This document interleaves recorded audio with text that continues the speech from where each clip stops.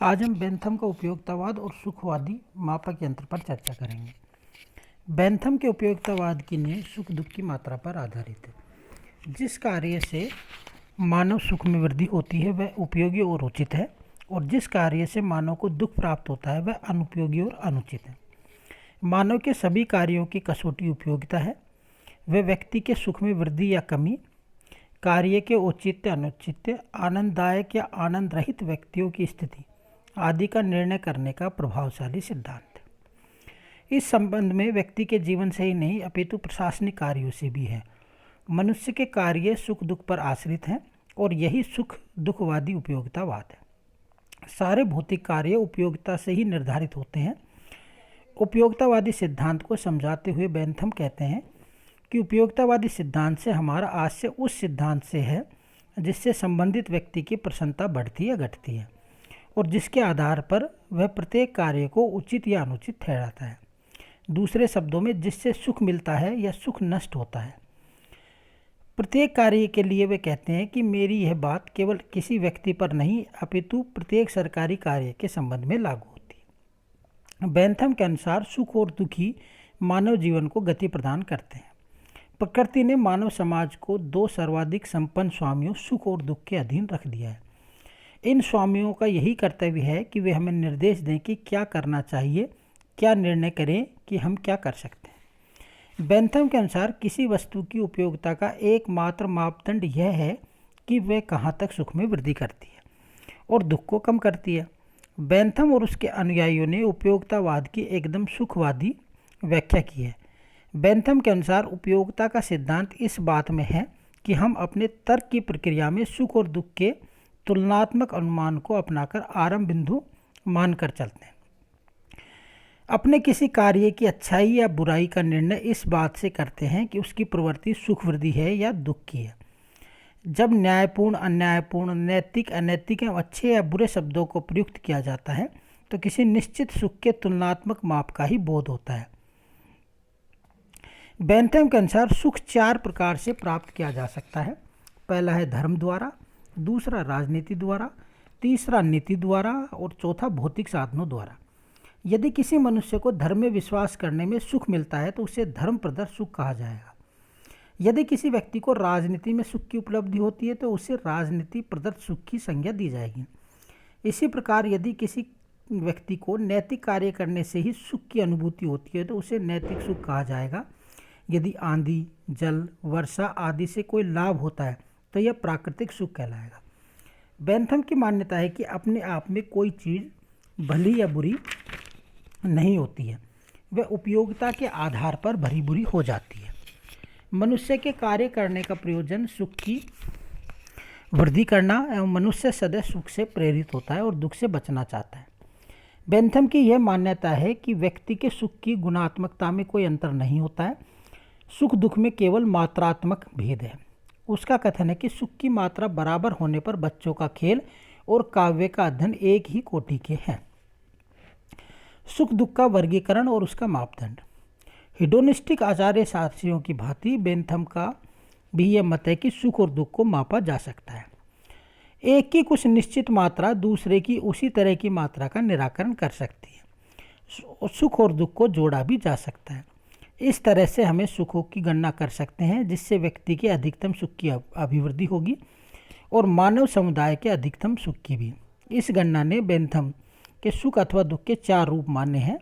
पहला है गहनता, दूसरा अवधि, तीसरा निश्चितता जिससे वह किसी कार्य को करेगा, तथा सम्मान की दूरी अनुसार वह गठित होगा। चूँकि एक सुख या दुख दूसरे को प्रभावित करेगा अतः इस ओर भी ध्यान दिया जाना चाहिए। सामाजिक गणना में हमें यह ध्यान रखना चाहिए कि सुख अथवा दुख का कितने व्यक्तियों पर प्रभाव पड़ता है। बेंथम प्राय इस तरह की बात किया करते थे मानो उनको विश्वास हो कि मनुष्य सदैव ही सुख और दुख की मानसिक शक्तियों से प्रेरित होकर कार्य करते हैं। लेकिन कभी कभी वे कहते हैं कि सुखों को जोड़ने की बात और विशेषकर विभिन्न व्यक्तियों के सुखों को जोड़ने की बात काल्पनिक है। एक प्रकार की आवश्यकता समझते थे जिससे बिना समस्त राजनीतिक चिंतन जड़ हो जाता है। उन्होंने मनोवैज्ञानिक निरीक्षण की न तो और कोई विशेष योग्यता ही तो न ही विशेष रुचि थी। वह आचार विज्ञानों का न्यूटन बनना चाहता था। वह अपनी मनोवैज्ञानिक कल्पनाओं को उन कल्पनाओं से अधिक उग्र नहीं मानता था। बेंथम ने सुख और दुख को दो भागों में विभाजित किया है। पहला है सामान्य और दूसरा है जटिल। मनुष्य ने सामान्य सुख के निम्नलिखित 14 भेद बताए हैं। पहला है भार से मुक्ति संबंधी, दूसरा है संगति संबंधी सुख, तीसरा है आशाजन्य सुख, चौथा है काल्पनिक सुख, पांचवा है संस्मरण सुख, छठा है निर्दयता संबंधी सुख, दया संबंधी सुख, धर्म से उत्पन्न सुख, शक्ति सुख, यश का सुख, मित्रता का सुख, कुशलता का सुख, संपत्तिजन्य सुख एवं इंद्रिय सुख। बेंथम के अनुसार दुख के 12 भेद बताए गए। अमूमन ये क्वेश्चन पूछा जाता है कि सुख और दुख को कितने भागों के अंतर्गत बांटा है, तो हम इसे ध्यान से देखेंगे। दुख के उन्होंने 12 भेद बताए हैं। पहला है संपर्क, दूसरा आशा, तीसरा कल्पना, चौथा स्मरण, पांचवा निर्दयता, छठा दया, सातवां धार्मिकता, आठवां कुयश, नौवां शत्रुता, 10वां परेशानी, 11वां है दुर्भावना और 12वां है दरिद्रता। बेंथम के अनुसार परिणाम अथवा मात्रा को ध्यान में रखते हुए सुख या दुख उसी अनुपात में कम या अधिक हो सकता है।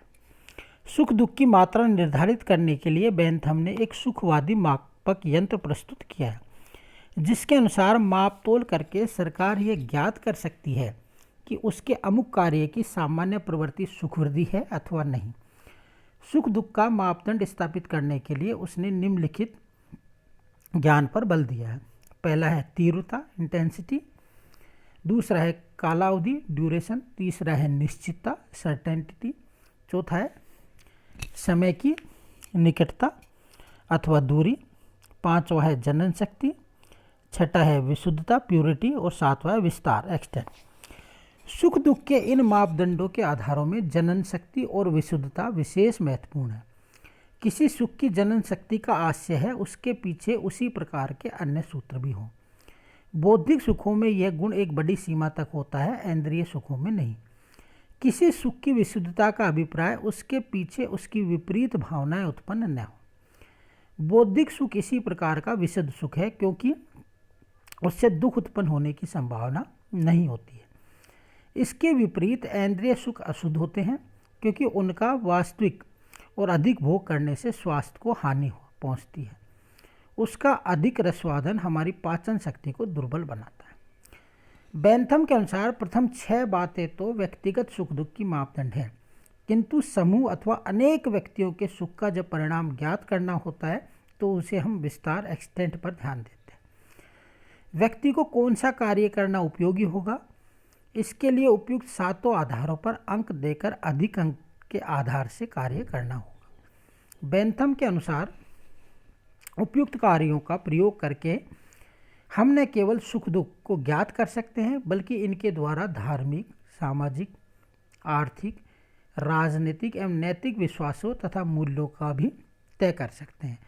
और सुख दुख की गणना करने के बेंथम के इस सिद्धांत को राजनीतिक दर्शन के इतिहास में महत्वपूर्ण स्थान प्राप्त है। बेंथम की मान्यता है कि प्रत्येक उद्देश्य का अधिकतम सुख प्राप्त करना है, अतः उसे सदैव ऐसा आचरण करना चाहिए जिससे निश्चित, विशुद्ध, लाभदायक, स्थिर और तीव्र सुख उत्पन्न हो। बेंथम ने सुख दुख का व्यापक अंतर बताने के लिए 32 लक्षणों के आधार पर उनका वर्गीकरण किया है, जिनमें प्रमुख शारीरिक रचना, संवेदनशीलता, चरित्र निर्माण, शिक्षा, जाति, लिंग आदि हैं, जिनका सुख की मात्रा पर प्रभाव पड़ता है। बेंथम कहते हैं कि सुख कुछ ऐसे होते हैं जिनमें तीव्रता होती है किंतु स्थायित्व नहीं होता है, अतः उनसे कुछ दुख उत्पन्न होता है। इसके विपरीत कुछ सुख विशुद्ध होते हैं और उनका स्थायित्व अधिक होता है, उनमें तीव्रता अधिक नहीं होती है। इन विद्युत सुखों का परिणाम प्राय दुख नहीं होता, अतः हमें सुख को विशेष मूल्यवान बनाने की ओर सदैव ही प्रयत्नशील होना चाहिए। सुख दुख की गणना करके किसी एक निश्चित परिणाम पर पहुंचने के लिए बेंथम ने जो प्रक्रिया बताई है वह इस प्रकार है। बेंथम कहते हैं कि समस्त सुखों के समस्त मूल्यों को एक ओर तथा समस्त दुखों के समस्त मूल्यों को दूसरी ओर एकत्रित कर लेना चाहिए। यदि एक को दूसरे से घटाकर सुख शेष रह जाए तो उसकी अभिप्राय यह होगा कि अमुक कार्य ठीक है, अर्थात संबंधित कार्य की प्रवृत्ति सुख की ओर है। और यदि दुख शेष रहे तो यह समझ लेना चाहिए कि अमुक कार्य ठीक नहीं है, क्योंकि उसका परिणाम दुख होता है। बेंथम कहते हैं कि यदि किसी कार्य का प्रभाव दूसरों पर भी पड़ता हो तो यह उचित है कि हम उपयुक्त प्रक्रिया को उनमें से प्रत्येक पर भी लागू करें और अपने हितों को भी ध्यान में रखें। यही सुख का विस्तार है। जब प्रत्येक संबंधित और प्रभावित व्यक्ति पर इस प्रक्रिया का प्रयोग कर लिया जाए तो दुखों के योग को सुखों में से घटा लेने पर जो सुख शेष रहेगा वह इस बात का प्रमाण होगा कि अमुक कार्य शुभ और कल्याणकारी है।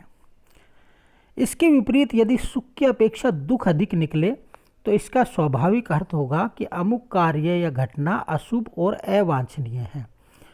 विधायक या विधायिका को कानून बनाते समय चाहिए कि वे सुखों के संपूर्ण महत्व को एक ओर तथा दुखों के संपूर्ण महत्व को दूसरी ओर रखकर उसकी परस्पर तुलना करें। जो शेष रहे यदि वह सुख के पक्ष में है तो यह मानना चाहिए कि कानून प्रत्येक नागरिक के लिए सुखदायक है। इसके विपरीत शेष दुख के पक्ष में हो तो यह समझ लेना चाहिए कि कानून जनसाधारण के लिए कष्टकारक है। बेंथम की यह भी मान्यता थी कि यह आशा नहीं की जानी चाहिए कि इस पद्धति को सब प्रकार के सदाचार, संवैधानिक अथवा न्यायिक संबंधी अधिकारों से अधिक महत्व दिया जाए। बेंथम ने व्यक्तिगत सुख को अधिक महत्व देने के बाद सामाजिक सुख को भी महत्व दिया। इस प्रकार उसने अपने उपयोगितावाद को व्यक्ति से ऊपर उठाकर विकसित किया। इसलिए उसे राज्य का उद्देश्य अधिकतम व्यक्तियों का अधिकतम सुख मानना है। उपयोगिता का सिद्धांत ही सब कार्यों के औचित्य का मापदंड है और राज्य के वही कार्य उपयोगी हैं जिनसे अधिकाधिक व्यक्तियों को सुख पहुँचे। Thank you.